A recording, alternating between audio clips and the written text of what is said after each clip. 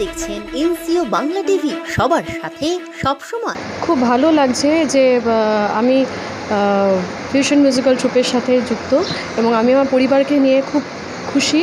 আমি ওদেরকে সাথে নিয়ে রবীন্দ্রনাথ ঠাকুরকে স্মরণ করে অনুষ্ঠানটা করছি, প্রতি বছরই করছি। আমাদের এই প্রতিষ্ঠানটি 1998 সালের থেকে শুরু হয় জার্নিটা আমাদের, তো আজ অবধি চলছে এবং আশা করব যে আরও আগামী দিনে আরও বড় করে আমরা উদযাপন করব। আজকে আমাদের যেমন রবীন্দ্রনাথের সমবেত সঙ্গীত আছে, আবৃত্তি আছে, নৃত্যানুষ্ঠান আছে, গিটারে রবীন্দ্রনাথের সুর রয়েছে, কিবোর্ডে রবীন্দ্রনাথের সুর বাজবে। তো বিভিন্ন রকমভাবে আমরা রবীন্দ্রনাথ ঠাকুরকে স্মরণ করব এবং মানুষের সামনে উপস্থাপনা করব। ভীষণ ভালো লাগছে। মানে আমি আমার পরিবার বলতে আমি এটাকেই বুঝি, আমার সাংগীতিক পরিবারটাকেই আমি আমার পরিবার মনে করি, আমার স্কুলটাই আমার পরিবার। তো আমি মানে ভীষণ খুশি ওদের নিয়ে। ওদেরকে আমি আমার সন্তান রূপেই মনে করি, সন্তান বলুন, বন্ধু বলুন, তো ওরাই আমার সব কিছু, ওরাই আমার অহংকার।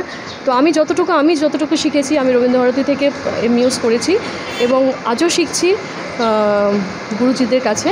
তো তাদের কাছ থেকে যতটুকু শিক্ষা পাই ওদের সাথে শেয়ার করি, সেগুলো ওদেরকে মধ্যে যাতে প্রতিষ্ঠিত করতে পারি সেটাই চেষ্টা করেছিলাম। দেখো,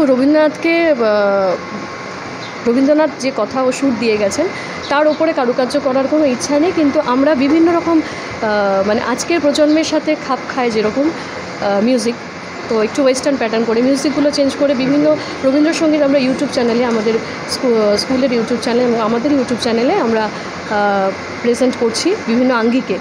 হ্যাঁ, রবীন্দ্রনাথ ঠাকুরের কথা শুনেই একদম নোটেশন মেনটেন করেই হচ্ছে, কিন্তু ওয়েস্টার্ন প্যাটার্ন করে কিছু গান আমাদের অলরেডি রিলিজ করা হয়েছে এই রবীন্দ্রনাথ জয়ন্তী উৎসব উপলক্ষে। আমাদের ছাত্রছাত্রীরাও তার মধ্যে রয়েছে এবং আমরাও রয়েছি।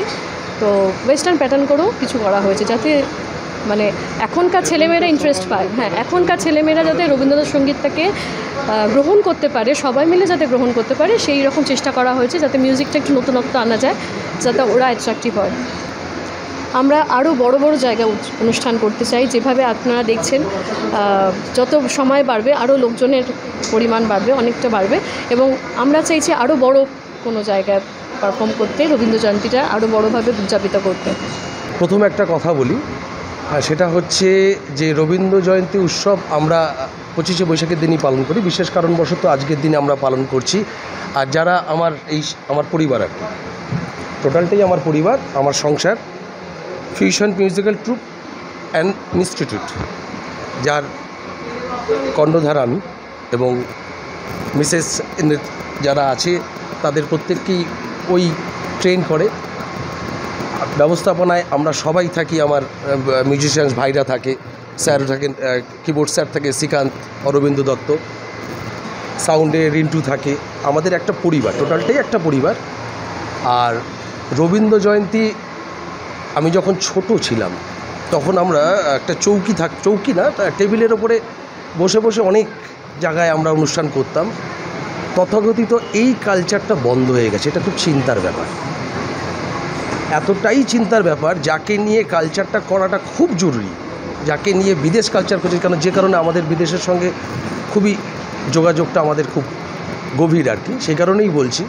সেখানে ভারতবর্ষে রবীন্দ্র জয়ন্তী উৎসবটা যেটা রাস্তার মোড়ে হতো সেটা তো বন্ধ হয়েই গেছে, এবং যাও দু একটা হতো সেটাও বন্ধ।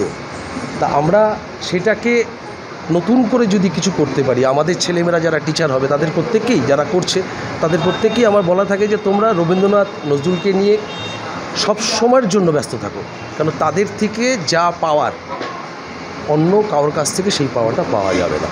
একটা কথা বলি, রবীন্দ্রনাথকে নিয়ে আমরা যদি সুর ঠিক রেখে যদি সেখানে আমরা নতুন প্রজন্মের জন্য একটু মিউজিক্যাল অন্য কিছু আমরা ভাবি, তাতে তো কোনো অসুবিধে নেই। কারণ রবীন্দ্রনাথ নিজেও বলেছেন আমি চাই তোরা সবাই গান গা, সবাই তার গান শিখে গাইবে না, এটা সম্ভব না। এটা আমার কথা নয়, কিন্তু এটা কিন্তু কোটেশনে আছে। শান্তিদেব বাবুর যদি আপনি কোনো দেখেন, সেখানেই বলা আছে, রবীন্দ্রনাথ বলেছেন যে আমার গান তোমরা সবাই গাও। একটা রাস্তার লোক যদি রবীন্দ্রনাথের গান গায়, সে কি আর নোটেশন মেনটেন করে গাইবে? কিন্তু আমরা এখানে নোটেশন মেনটেন করেই গাইছি, কেন আমাদের শিক্ষাধারাটা তাই গেছে। যেহেতু আমরা শিখছি, আমরা স্টুডেন্ট, আমরা নোটেশন ভিত্তিক গাইবো, কিন্তু তার সঙ্গে মিউজিকটা আমি এখনকার মতন করলাম, একটু ওয়েস্টার্ন করলাম। এখনকার আর আগেকার তো আর খুব ডিফারেন্স নেই, নতুন ইনস্ট্রুমেন্ট এসছে, নতুন নিতে হবে। রবীন্দ্রনাথকে উপহার দেওয়ার মতন তো আমাদের কিছু নেই। আমরা যেটা করতে পারি রবীন্দ্রনাথকে নিয়ে রবীন্দ্র চর্চা করতে পারি, সারা জীবন ওনাকে নিয়ে থাকা যায়। যত বয়স বাড়ছে রবীন্দ্রনাথকে যেন অচেনা লাগছে, যে এখনও তো পুরো চিনতে পারলাম না। যত বয়স বাড়ছে ততই মনে হচ্ছে রবীন্দ্রনাথ যেন অপরিচিত। ছোটোবেলায় ভালো লাগতো না রবীন্দ্রসঙ্গীত কী করছে, তারপরে যখন দেখলাম যে ওনাকে নিয়েই যদি থাকা যায় তাহলে আর কিছু লাগে না, সুতরাং তো আর কিছু করার দরকার নেই, উনি থাকলেই যথেষ্ট।